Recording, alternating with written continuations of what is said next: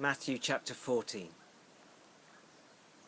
Immediately Jesus made the disciples get into the boat and go on ahead to the other side, while he dismissed the crowds. And after he had dismissed the crowds, he went up the mountain by himself to pray.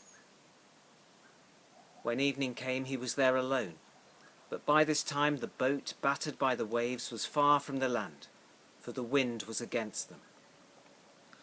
And early in the morning he came walking towards them on the lake. But when the disciples saw him walking on the lake, they were terrified, saying, "It is a ghost," and they cried out in fear. But immediately Jesus spoke to them and said, "Take heart, it is I. Do not be afraid." Peter answered him, "Lord, if it is you, command me to come to you on the water." He said, "Come."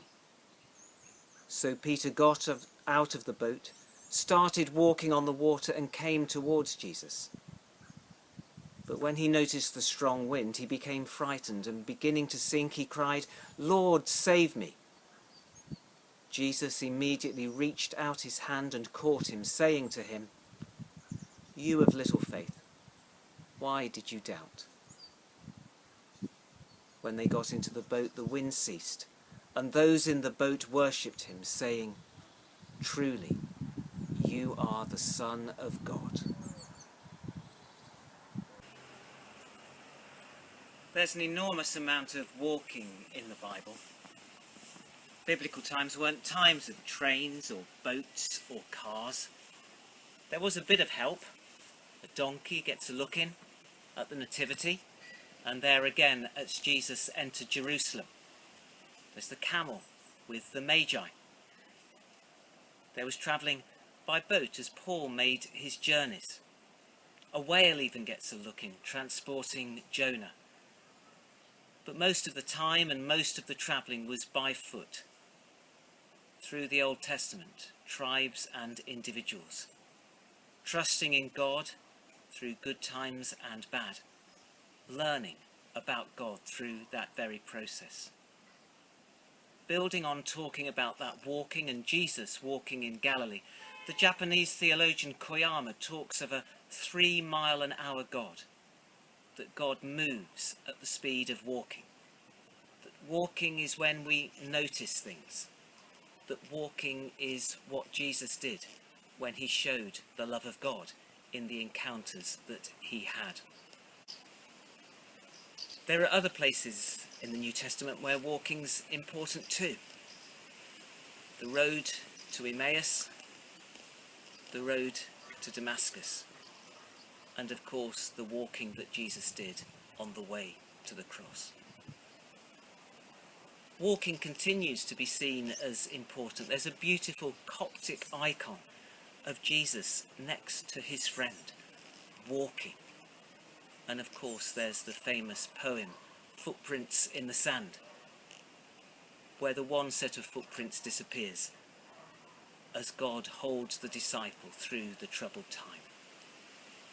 Now, walking on sand is one thing. Walking on water is quite another. Jesus does it. He walks and he's seen walking. And Peter, in that Peter style, wants to do the same. He gets out of the boat, he walks towards Jesus, but soon he sinks under the water. Jesus comes and rescues him. Jesus walks on water, and walking on water shows us that he is God's Son in that miracle. Shows us too what trust and what faith is. Because Peter's mistake wasn't to get out of the boat, it was to lose sight of Jesus, so to speak. Not to trust, not to have faith. The gospel reading that we have is a call to us to get out of the boat, to be ready to take risks, to be ready to move away from safety to something new in the service of the gospel, in taking up our cross.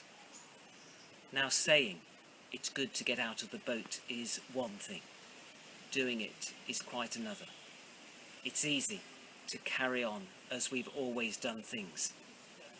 it's easy to hear a nudge to move on, but not respond to it. The call of the gospel is a call to get out of the boat, to be where God is active, and not then to lose heart or to lose faith, but to persist and carry on, trusting in Jesus. And so, for each of us, may this reading help us to see the importance of metaphorically walking with God. In this passage, Jesus says to Peter, "Come." At the end of Matthew's Gospel, Jesus says to his disciples, "Go and make disciples."